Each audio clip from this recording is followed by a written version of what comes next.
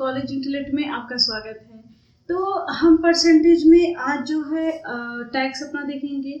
और अब हमारा सोचिए परसेंटेज में सिर्फ 2 ही टॉपिक बचा है, एक टैक्स है और दूसरा जो है आपका जो है वेन डायग्राम है। अब सोचिए वेन डायग्राम में किस तरह के क्वेश्चंस आते हैं। वेन डायग्राम में जो हमारा ऐसे क्वेश्चंस आते हैं कि कुछ लोगों को कॉफ़ी पसंद है, कुछ लोग को चाय पसंद है, कुछ लोग को कॉफ़ी और चाय दोनों पसंद है। तो इस तरह के क्वेश्चन जो है आपके जो है वेन डायग्राम में आते हैं। तो आज हम क्या पढ़ेंगे और टैक्स में जो है टैक्स जो है हमारे लिए बहुत इम्पोर्टेंट है।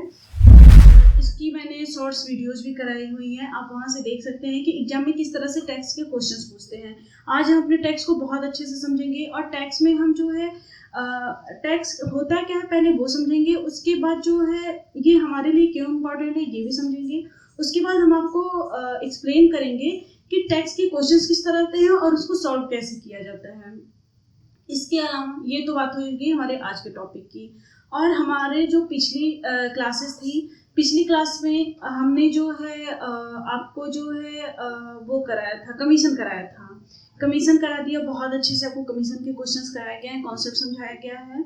उसके बाद उसके पहले ही प्राइस कंजम्पशन, इनकम एक्सपेंडिचर और पास फेल इलेक्शन और भी जितने भी तरह के क्वेश्चंस आपके परसेंटेज में आते हैं या एग्जाम में जिस तरह के क्वेश्चंस आपके एग्जाम में बना सकता था वो सारे क्वेश्चंस आपको करा दिए गए हैं। अब आपका काम है कि आपको प्रैक्टिस करनी है। हमारी 1 या 2 वीडियोस और आएंगी जिसमें हम वेन डायग्राम पढ़ेंगे, उसके बाद हमारा परसेंटेज खत्म हो जाएगा।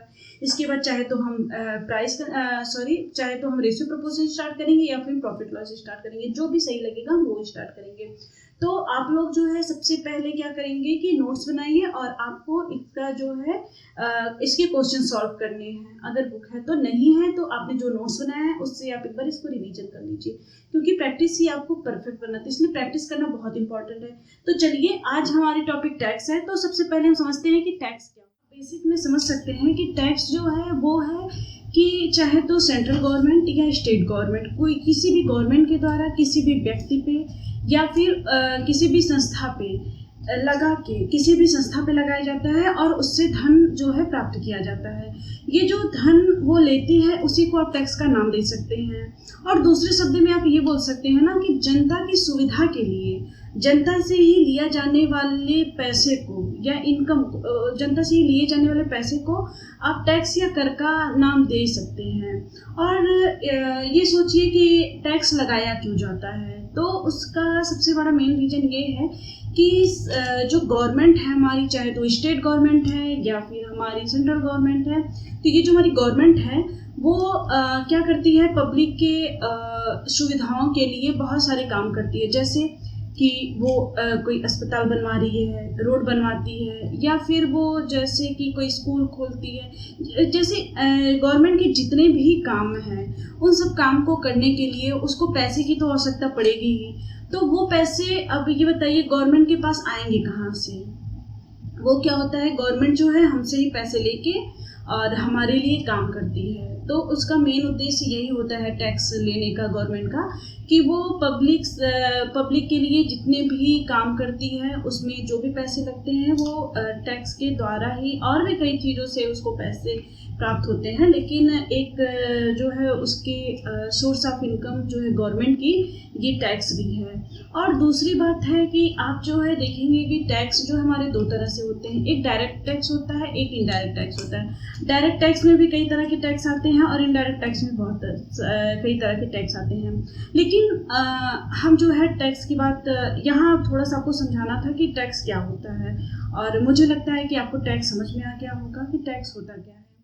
करते हैं कि टैक्स क्या होता है। सबसे पहले समझ लेते हैं टैक्स आप लोगों ने समझ लिया टैक्स क्या होता है। थोड़ा सा इसको और समझते हैं। टैक्स को आप हिंदी में क्या बोल सकते हैं, आयकर। क्या बोल सकते हैं, आयकर। ठीक है। तो ये जो टैक्स होता है वो आपका किस पे लगता है, किस पे काम करता है। तो टैक्स हमेशा क्या होता है, टैक्स हमेशा इनकम पर कार्य करता है। किस पे काम करता है, इनकम पर, यानी आपकी आय पर कार्य करता है। आय पर कार्य करता है। ये आय कौन सी होती है, ये हमारी जो टोटल इनकम होती है, जो टोटल इनकम होगा यही हमारा क्या होगा, आय होगा। जो हमारी आय होगी वो टोटल इनकम होगी, टोटल इनकम पे कार्य करेगा। अब आप ये सोचिए कि टोटल इनकम क्या होता है। टोटल इनकम क्या होता है, आप लोग में से कोई बता सकता है मुझे? जो टोटल इनकम होगा वो मैं एक्सप्लेन करती हूँ। जो हमारा टैक्स होगा और उसके बाद उसमें जो नेट जो हमारी इनकम होगी, यानी टोटल आय वो आय होती है जिसमें टैक्स और नेट इनकम दोनों क्या होता है, इंक्लूड होता है। दोनों क्या होता है, इंक्लूड होता है। वो हमारी क्या होगी, टोटल इनकम होगी। और नेट इनकम को आप क्या बोल सकते हैं? नेट इनकम वो इनकम होती है कि जो हम टैक्स देने के बाद हमारे अकाउंट में जो पैसा बचता है वो पैसा हमारा क्या कहलाता है, वो क्या कहलाता है, नेट इनकम। तो आपको समझ में आ गया नेट इनकम क्या होता है? एक बार मैं फिर से एक्सप्लेन कर देती हूँ। नेट इनकम हमारी वो इनकम होती है जब हम गवर्नमेंट को टैक्स दे देते हैं, उसके बाद हमारे अकाउंट में जो पैसा बचेगा वो हमारा क्या कहलाता है, वो हमारा कहलाता है नेट इनकम। अब एक वो रिलेशन याद रखिएगा कि जो टैक्स परसेंट होता है, टैक्स परसेंट हमेशा क्या होता है, ये होता है टैक्स डिवाइडेड बाय क्या होता है, total income. Total income into 100%, ये हमारा क्या होगा, टैक्स परसेंट। टैक्स परसेंट हमेशा क्या होगा, टैक्स होगा, और उसमें से अगर टोटल इनकम को डिवाइड कर देंगे और उसमें 100 से मल्टीप्लाई कर देंगे तो हमारा क्या आ जाएगा, टैक्स परसेंट आ जाएगा। ठीक है, इतनी चीजें समझ में आई। और एक चीज और देखिएगा, एक मैं आपको रिलेशन और बताती हूँ। जो टैक्स परसेंट होता है ना, ये जो टैक्स परसेंट होगा ये हमेशा इन्वर्सली प्रोपोर्शनल टू होगा किसके, नेट इनकम के। किसके होगा, नेट इनकम के। अब ऐसी चीजें क्यों होती हैं ये समझिए आप। अगर इस कंडीशन में आप देखिए कि अगर कभी भी हमारा टैक्स जो है बढ़ रहा है तो हमारी नेट इनकम क्या होगी, घटेगी। ठीक है, इतनी चीज समझ में आएगी।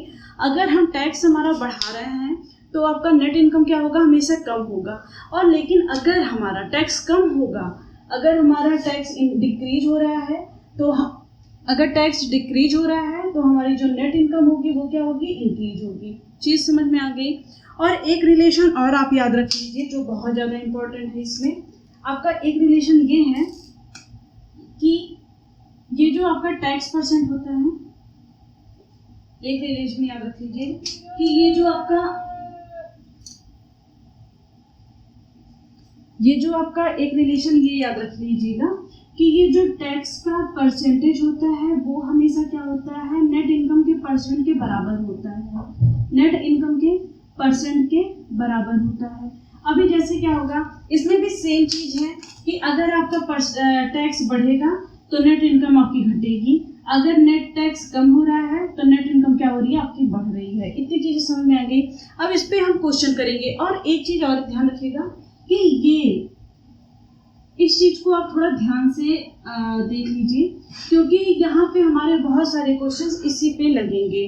ठीक है, तो आपको चलिए इतनी चीजें समझ में आ गई होंगी। चलिए तो फिर हम क्वेश्चन पे चलते हैं अपने, आपको क्वेश्चंस कराते हैं। आयकर में 18% की वृद्धि हो तो शुद्ध आय में 2% की कमी हो जाती है, तो आयकर की दर बताओ। और ये क्वेश्चन देखिए बहुत ही आसान है। मैंने जो लास्ट वाला रिलेशन आपको बताया है उसी पे ये क्वेश्चन लगेगा। क्या दिया है कि आयकर यानी टैक्स में क्या हो रहा है, 18% की वृद्धि हो रही है। तो टैक्स में क्या हो रहा है, टैक्स में आप क्या करिए 18% से मल्टीप्लाई कर दीजिए, इक्वल क्या कर दीजिए शुद्ध आय में यानी नेट इनकम में। जो हमारी नेट इनकम है, नेट इनकम क्या हो रहा है, 2% की कमी हो रही है। ठीक है, अब देखिए आप क्या करिए, टैक्स और नेट इनकम का क्या बनाइए, रिलेशन बनाइए। Tax divided by net income हो जाएगा नेट इनकम। ये क्या बन जाएगा, 2 बट्टे क्या हो जाएगा 18। अब आप देखिए, आप सोच रहे होंगे परसेंटेज कहाँ गया, तो परसेंटेज क्या हो रहा है, ये यहाँ से कैंसिल हो गया और ये परसेंटेज यहाँ से कैंसिल हो गया, इसलिए परसेंटेज का खेल तो खत्म हो गया। तो ये आपका क्या आ जाएगा, ये आपका बन रहा है 1/9। और 9 क्या है, ये आपकी नेट इनकम है। ये क्या आपकी है, नेट इनकम है। और ये क्या है आपका, ये आपका क्या है, टैक्स है।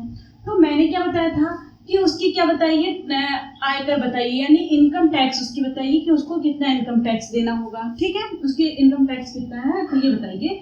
तो यहाँ पे क्या होगा, टैक्स परसेंट इक्वल टू क्या आपको बोला गया है, टैक्स परसेंट इक्वल टू क्या होता है आपका, टैक्स होता है डिवाइडेड बाय क्या हो जाएगा, टोटल इनकम। टोटल इनकम और इसको परसेंटेज में लाने के लिए क्या करेंगे, 100 से क्या करेंगे, मल्टीप्लाई करेंगे। ठीक है, अब इस पे चलिए क्वेश्चन रखिए अपना, इस पे अपने वैल्यू को पुट करिए। तो आप टैक्स कितना है आपका, टैक्स हमारा 1 है, और टोटल इनकम क्या है, टोटल इनकम मैंने क्या बताया था, जो हमारा नेट इनकम होता है और उसमें जब टैक्स दोनों ऐड कर देंगे तो हमारा क्या हो जाएगा, टोटल इनकम। तो 9 और 1 दोनों को ऐड करेंगे क्या हो जाएगा, 10, और यहाँ पे क्या कर रहे हैं, 100 से क्या कर रहे हैं, मल्टीप्लाई कर रहे हैं। ये देखिए 0 से 0 चला गया, आपको कितना आया, इनकम टैक्स की रेट कितनी आ गई, 10%। यही हमारा क्या होगा, आंसर होगा। ये क्वेश्चन आप देख लीजिए, समझ में आ गया। तो ये क्वेश्चन मैं इस पे ही एक क्वेश्चन और आपको दे रही हूँ जो आपका होमवर्क रहेगा। आप सोच रहे होंगे कि क्वेश्चन स्टार्ट करते ही होमवर्क मैंने दे दिया, सेम यही क्वेश्चन है, बस नंबर चेंज है। चलिए क्वेश्चन मैं चेंज कराती हूँ आपको, आप इसको कर लीजिए।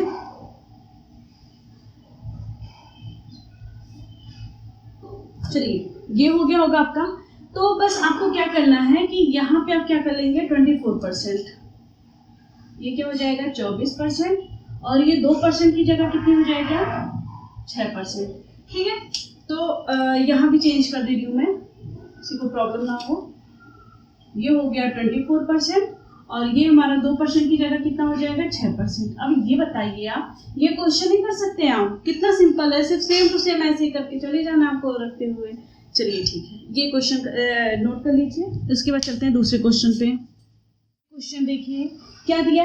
सबसे पहले मैं आपसे ये कहना चाहूँगी कि जब आप कभी भी क्वेश्चन देखते हैं तो सबसे पहले उस क्वेश्चन को ध्यान से पढ़ा करिए, क्योंकि आप जब देखेंगे तो वो उस क्वेश्चन में ही आपका आंसर छुपा होता है। चलिए वो मैं आपको दिखाती हूँ कैसे। तो यहाँ दिया है, एक व्यक्ति का वेतन 66,400 है, उसके वेतन में वृद्धि होती है जिससे आयकर की दर क्या हो रही है, 12% से घट के कितनी हो जा रही है, 10% हो जा रही है। उसके वेतन में हुई वृद्धि बताओ यदि वेतन के यदि वह दोनों ही परिस्थितियों में क्या आ रहा है, समान वेतन चुकाता है। तो यहाँ पे देखिए क्या दिया है, उसका जो टैक्स है वो 12% से घट के कितना हो जा रहा है, 10% हो जा रहा है। ठीक है, तो देखिए इसको समझते हैं क्या बोल रहा है ये, कि जो हमारा टैक्स है ना, जो हमारा टैक्स का परसेंटेज है वो कितना हो रहा है, पहले 12% था, अब वो घट के कितना हो जा रहा है, 10% हो जा रहा है। ठीक है, अब इसको फ्रैक्शन में कैसे बोल सकते हैं, ये हो गया 6 और ये हो गया आपका 5। ठीक है, ये आपका टैक्स हो गया। और हमने क्या बताया था कि जो नेट इनकम होती है वो क्या होता है, उसकी प्रोपोर्शनल होता है। तो ये जो आपका इनकम आ जाएगा, ये जो आपका इनकम होगा ये क्या हो जाएगा, 5 से कितना हो जा रहा है, 6 हो जाएगा। ठीक है, तो ये दे रहा है कि यदि व्यक्ति का वेतन कितना है, 66,400 रुपए, यानी जो पहले उसका वेतन है 66,400 रुपए है, तो उसके वेतन में कितनी वृद्धि हुई है आपको ये बताना है। तो मतलब ये देखिए इसके वेतन में वृद्धि कितनी हो रही है, ये देखिए यहाँ से क्या हो रहा है, 5 से क्या हो रहा है, 6 हो रहा है। तो कितनी की वृद्धि हुई, 1 की वृद्धि हुई। तो अभी मैं आपको क्या बताऊंगी, हमारा फॉर्मूला क्या है, वैल्यू किसकी चाहिए, जिसकी, हम इसको अप्लाई करेंगे। तो यहाँ देखिए आप कि ये पहले का वेतन है, पहले व्यक्ति का वेतन कितना है, 66,400 रुपए, ये है 66,400 रुपए।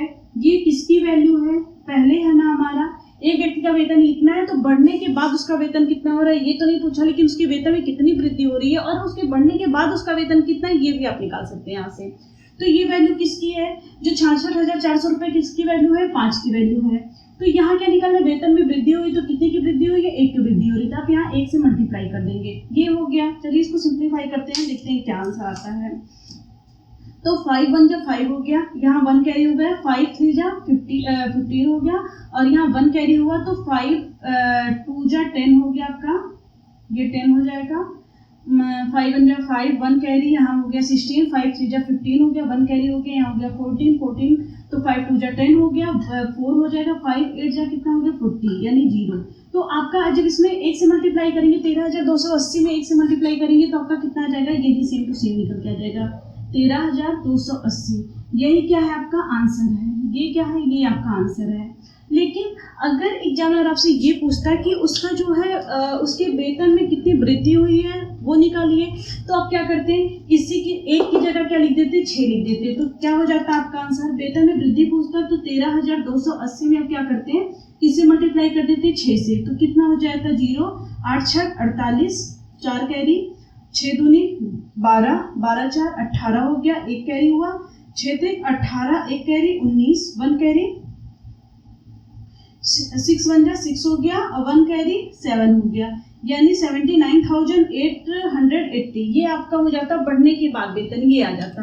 तो आप एक बार ये क्वेश्चन देख लीजिए अच्छे से, देखिए बहुत ही सिंपल क्वेश्चन है। बस क्या है कि अगर आपने कॉन्सेप्ट अच्छे से समझ लिया और उसके बाद आप जो है क्वेश्चन की भाषा को अच्छे से अगर आप समझ ले रहे हैं तो क्वेश्चन आपको करने में बहुत ही आसानी होगी। जैसे भी आप जब तक आपने ये क्वेश्चन नहीं सॉल्व किया था तब तक आपके लिए ये क्वेश्चन बहुत ही आपको हार्ड लग रहा होगा, लेकिन अभी आपने सॉल्व किया, देखिए कैसे आपका सॉल्व हो गया। बस 1-2 सेकेंड के अंदर ही आपके क्वेश्चन हो जा रहे हैं। सारा खेल आपके समझने का होता है।